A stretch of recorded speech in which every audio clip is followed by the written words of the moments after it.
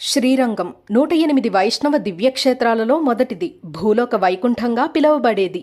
తమిళనాడులోని కావేరి మరియు కొల్లిడం నది మధ్య ద్వీపంగా 156 ఎకరాలలో 7 ప్రాకారాలతో 21 గోపురాలతో నిర్మితమై ఉంది ఈ క్షేత్రం.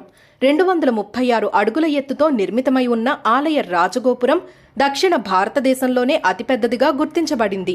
ఈ క్షేత్ర నిర్మాణాలలో ఒకటైన 1000 స్తంభాల మందిరం భారతీయ శిల్పకళా నైపుణ్యానికి అద్దం పడుతోంది. బ్రహ్మదేవుడు తపస్సు ద్వారా రంగనాథస్వామి మూల విగ్రహాన్ని పొందుతాడు. త్రేతాయుగంలో రాముడు ఆ విగ్రహాన్ని విభీషణుడికి కానుకగా ఇవ్వగా ఆ విగ్రహాన్ని లంకకు తీసుకువెళుతూ మార్గమధ్యంలో సేద తీరడం కోసం ఆ విగ్రహాన్ని శ్రీరంగంలో భూమిపై నిలుపుతాడు విభీషణుడు. తరువాత ఎంత ప్రయత్నించినా ఆ విగ్రహాన్ని కదల్చలేకపోతాడు.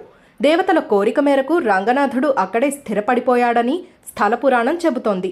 అప్పటి నుండి ఆ స్వామి భక్తులను కరుణిస్తూ నిత్యం పూజలందుకుంటున్నాడని తెలుస్తోంది.